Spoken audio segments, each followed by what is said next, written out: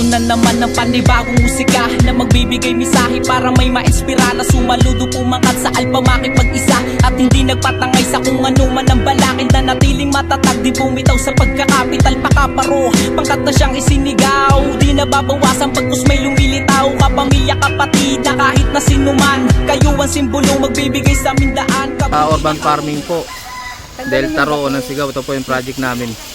Nagpapasalamat po kami kay Mayor Joy Del Monte sa oportunidad na binigay niya na to na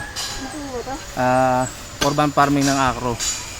Solid po, Delta Ro, unang Sigaw.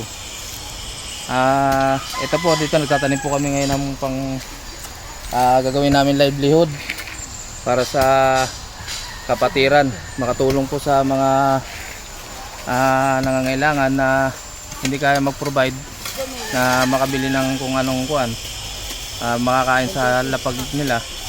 Ito pong tatanim po namin na ito ay magiging silbi po na livelihood po namin.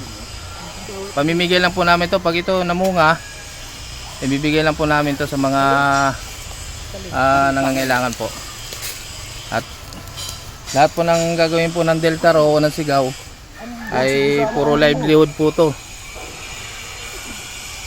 Ito po gagawin namin ngayon. Tataniman namin to ng seeds. Talagyan muna namin ng kuan, tatakpan muna namin ng kuan para hindi pag umulan hindi po kakalat yung kuan lupa kapag tataniman. Lalamig ah.